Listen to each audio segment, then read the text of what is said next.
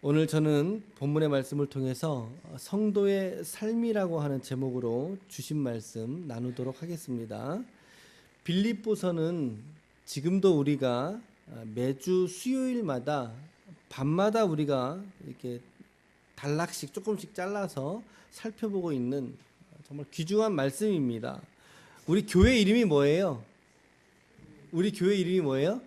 기쁨의 교회입니다. 우리 기쁨의 교회라고 하는 이 교회 이름의 모티브가 바로 이 빌립보서에서 나왔다라고 해도 과언이 아닐 만큼 저에게 또 우리 교회에게 어떤 특별한 관심을 가지게 하는 그런 본문이죠. 빌립보서는 이미 우리 모두가 다 아시는 대로 기쁨의 서신입니다. 기쁨의 서신, 옥중 서신인데 옥중에서 기록을 했다. 그래서 옥중 서신에 또 들어가고 또 교리적인 이야기들이 담겨 있다. 그래서 이제 교리 서신이다라고도 불립니다. 옥중에서 사도 바울이 갇혔을 때 그럴 때 빌립보라고 하는 지역에 있는 교회에 편지를 보내게 된 것이죠.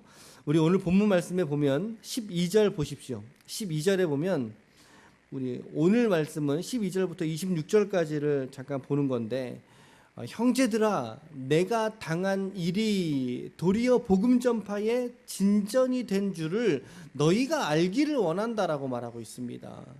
어떤 말입니까? 내가 당한 일이, 이게 어떤 일이에요? 내가 당한 일, 이게 어떤 일이겠어요? 그렇죠. 옥에 갇힌 일, 그렇죠. 감옥에 갇히게 된 이 사건이, 그 일이 도리어 복음을 전파하는 일에 있어서 진보를 이루었다, 진전을 이루었다. 즉 복음의 사명을 한 발자국 가까이 하는데 하나님께서 이루시는 그러한 통로가 자기가 옥에 갇히는 일이 되었다. 이 일을 하나님이 이렇게 쓰셨다. 근데 이것을 너희가 알기를 원한다, 모르기를 원치 않는다, 그 말이죠. 그래서 오늘 바울은요, 나의 매임이 그리스도 안에서 모든 시위대 안에 있는 사람들에게도 나타났고 그리고 그 밖에 모든 사람에게도 나타났으니 라고 말하고 있습니다. 즉 자신의 구속되는 과정과 사건들이 수많은 사람들에게 보여줬다는 것이고, 더불어 이 일을 통해서 사도 바울의 주변에 있는 형제들에게 오히려 복음을 전하게 하는 그러한 통로와 용기와 담대함을 제공하게 되는 이유가 되었다는 것이죠. 여러분, 이게 어떤 걸 의미하겠습니까? 여러분, 이게 어떤 걸 말할까요? 합력해서 선을 이루시는 하나님의 모습 아니겠어요, 여러분? 그렇죠? 바울에게는 옥중에 갇히게 되는 고난을 하나님이 주셨어요, 바울에게는.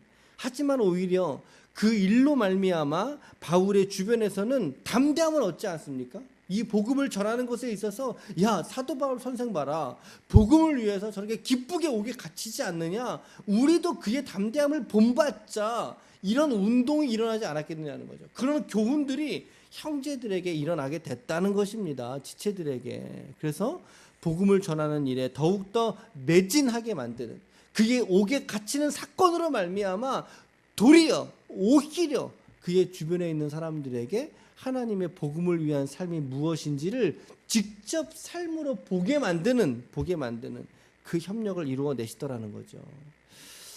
그러면서 사도는 자신의 기쁨의 이유가 무엇 때문이라고 말하고 있습니까? 18절 보세요. 18절에 하반절에 보시면, 하반절에 무슨 방도로 하든지 전파되는 것은 무엇이다고요? 그렇죠. 그리스도니 이로서는 뭐겠어요? 그리스도가 전파되는 그 일 때문에 나는 뭐 한다는 거예요? 기뻐하고 또한 기뻐하리라. 이거 강조법이죠. 한 번 기뻐하는 게 아니라 두 번, 이게 두 번 기록되어 있으니까 두 번만 기뻐한다는 겁니까? 그런 뜻 아니겠죠. 너무나 기쁘다는 거예요. 마음에 진실한 기쁨이 자기 안에 막 일어나더라는 것이죠. 사도 바울의 기쁨의 이유를, 사도 바울은 그리스도가 전파되는 일, 쟤네 둘은 뻗었네. 전파되는 그 일 때문에 기뻐한다는 거예요. 괜찮아? 괜찮아? 오늘 그리스도가 전파되는 그 일 때문에 기뻐한다는 거예요. 할렐루야. 오늘 여러분과 저희들도 그리스도가 전파되는 일 때문에 기뻐할 수 있기를 축복합니다. 아멘. 저희 마음속에도 우리의 자녀들이 새벽에 나와 앉아있는 그 모습으로도 저는 기뻐요. 진짜 기뻐요. 그렇죠? 여러분, 오늘 사도 바울의 이 기쁨의 이유가 우리가 추구하는 기쁨의 이유와 이게 얼마나 이게 수준이 다릅니까? 이거 우리가 좀 볼 수 있지 않겠어요? 우리들의 기쁨의 대부분의 이유들은 뭡니까? 우리의 소유 때문에 기뻐해요. 우리는 우리의 소유 때문에 기뻐하지 않습니까? 돈 때문에 기뻐하고, 건강 때문에 기뻐하고, 자식 때문에 기뻐하고, 그렇죠? 남편 아내 때문에 기뻐하고, 이것들이 우리의 기쁨의 내용들인데 오늘 사도를 보십시오.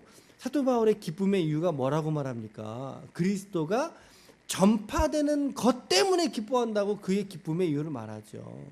오늘 여러분들도 예수가 여러분들의 삶을 통하여 증거되는 일 때문에 기뻐할 수 있기를 축복합니다.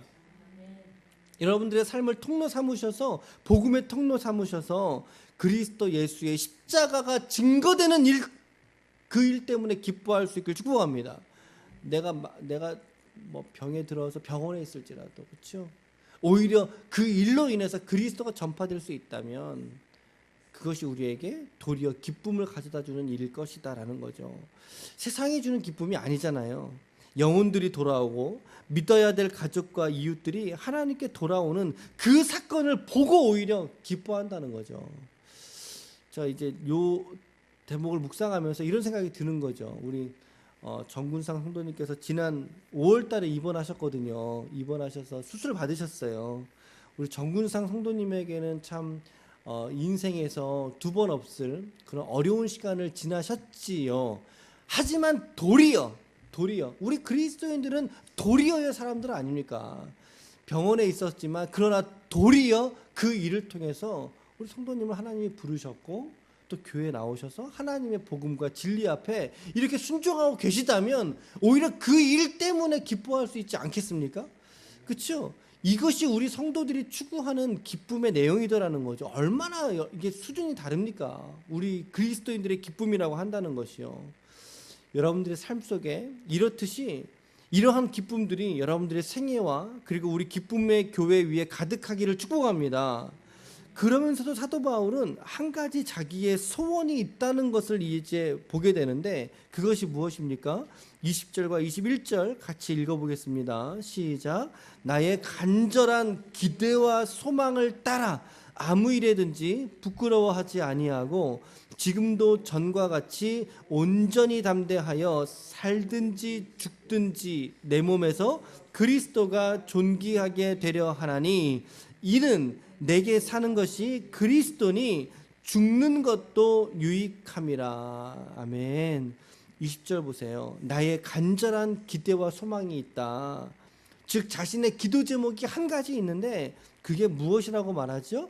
아무 일에든지 복음을 부끄러워하지 않고, 아멘, 복음을 부끄러워하지 않고 담대함으로 내가 살든지 죽든지 내 몸에서, 이것은 나의 삶을 통해서 나의 현재의 생활을 통해서 누가 존귀케 되는 것? 누가요? 그리스도가 존귀케 되는 것이 오늘 사도 바울의 유일한 기도의 제목이라는 거예요. 그래서 내 안에 사는 것이 그리스도이기 때문에 내가 죽는 것도 유익함이라. 내가 죽는 것도 마땅하다. 왜요? 내가 죽음으로 말미암아 그리스도의 영광과 복음의 능력이 드러나게 될 테니까 그것이 바울의 참 기쁨이고 자신의 가장 근본적인 기도의 제목이라는 것이죠. 그리스도가 드러나고 그리스도가 영광을 받으시고 그리스도가 자신의 삶에서 가장 존귀하게 되시는 그 일을 위해서 오늘 사도는 이처럼 옥중에서라도 몸부림치면서 기도하고 있더라는 거예요. 우리의 삶의 모습에 얼마나 많은 자유와 만족이 우리들에게는 있습니까? 그러나 정작 우리는 이렇게 그리스도의 영광과 존귀를 구하는 것에 있어서 아직은 초보 같은 모습일 수 있다는 것입니다, 여러분.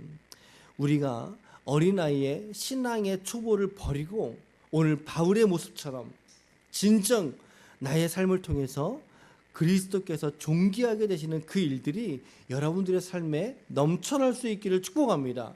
그러한 하루가 될 수 있도록, 우리의 한 주간의 삶이 될 수 있도록 우리가 이 시간 기도할 수 있기를 축복합니다.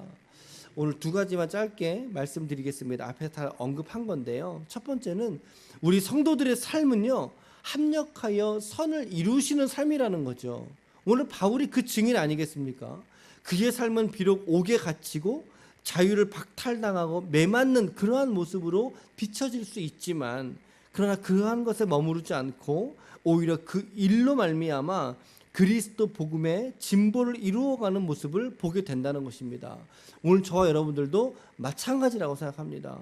여러분들의 삶이 비록 작고 초라하고 연약하게 보일지라도 여러분들의 그 삶을 통해서 하나님의 복음의 능력과 위로가 증거되고 드러날 수 있다면 반드시 하나님께서 오늘 여러분들의 삶을 합력하여 선이 되는 삶으로 이끄실 줄로 믿습니다. 로마서 8장 28절은 그래서 이렇게 말합니다. 우리가 알거니와 하나님을 사랑하는 자 곧 그의 뜻대로 부르심을 입은 자들에게는 모든 것이 합력하여 선을 이루느니라. 오늘 여러분들의 삶 속에 어떤 일들이 있습니까? 하나님의 주권이 여러분들의 삶에 있는 줄로 믿는다면 하나님은 반드시 합력하여 선이 되는 인생으로 붙들어 주실 줄로 믿습니다. 두 번째는요, 성도들의 삶의 목적은, 우리의 삶의 목적은 그리스도가 존귀하게 되는 데 있다는 것입니다. 여러분, 이것을 우리가 추구해야 한다는 거예요. 바울이 자신의 가장 근본적인 기도의 제목을 뭐라고 말합니까? 20절 말씀에 내가 살든지 죽든지 유일한 그의 생애의 한 가지의 목적과 목표가 있다. 그게 뭐라고요? 내 몸에서, 나의 삶에서, 나의 생활의 현장 속에서 그리스도가 존귀하게 되려 하는 것이 오늘 나의 삶의 유일한 목적이다, 목표다라고 말하고 있지 않습니까? 바울의 가장 진실한 기도의 제목은 그 옥에서 나오는 게 아니었다는 거예요. 우리가 만약에 옥에 갇혔다면 우리의 기도 제목은 뭐가 되겠어요, 여러분? 주님, 나 빨리 이 옥에서 탈출하게 해주세요. 이거 아니겠어요? 그렇죠? 내가 사업에 실패했단 말이에요. 실패한 사업의 현장 속에 내가 있을 때 우리의 기도는 뭐겠어요? 하나님, 빨리 나 사업 성공하게 해주세요. 이거 아니겠어요? 내가 병들었어요. 병든 상황 속에서 주님, 나 빨리 병 고쳐주세요. 이거 아니겠냐고요, 우리의 기도는. 그런데 오늘 사도를 보세요. 하나님, 나 이 옥에서 빨리 나가게 해주세요 라고 기도하고 있습니까? 그렇지 않다는 거예요. 오히려 그 옥 안에 있는 것이 하나님의 뜻인 줄로 믿고 순종하죠. 믿고 순종하면서 도리어 그 옥 안에 있음에도 불구하고 오늘 사도는 무엇을 기도합니까? 주님, 그리스도가 존귀케 되기를 원합니다. 저의 이 삶에서 복음을 전하는 삶의 모습을 끝까지 놓치지 않죠. 어떠한 상황에서도. 그러면서도 그에게 한 가지의 소망, 그리스도가 내 삶에서, 내 현장에서 존귀하게 되려 합니다. 오늘 여러분들 안에 이 기도 제목으로 충만한 하루가 되시기를 축복합니다. 네, 어떠한 생활의 무엇도 오늘은 좀 구하지 맙시다. 한 가지를 구합시다. 주님, 저의 삶에서, 저의 몸에서 그리스도가 존귀케 드러나시기를 원합니다 라고 하는 기도 오늘 좀 섬기자고요. 오늘도 우리가 많은 시간을 각자의 공간에서 살아가시겠지만 잊지 말아야 될 기도는, 오늘 우리의 삶은 합력해서 하나님이 선을 이루시는 삶이 오늘 나의 인생이다 라고 하는 걸 붙드십시오. 그리고 내 삶의 목적은 그리스도를 존귀하게 하는 것에 전부로 달려있다. 전부로 달려있다. 이 두 가지를 잊지 마시고 어떠한 삶에서도 정말 하나님이 찾으시는 한 사람의 그리스도인으로서 오늘도, 그리고 이번 한 주간도 우리 다 함께 힘차게 저 예배당 문을 열고 나갈 때 세상 속에 나아가 이 그리스도의 놀라운, 이 위대한 이 사명과 소명을 감당할 수 있는 우리 기쁨의 교회에 하나님의 거룩한 권속들이 다 되시기를 예수 그리스도의 이름으로 간절히 축원합니다. 아멘. 아멘.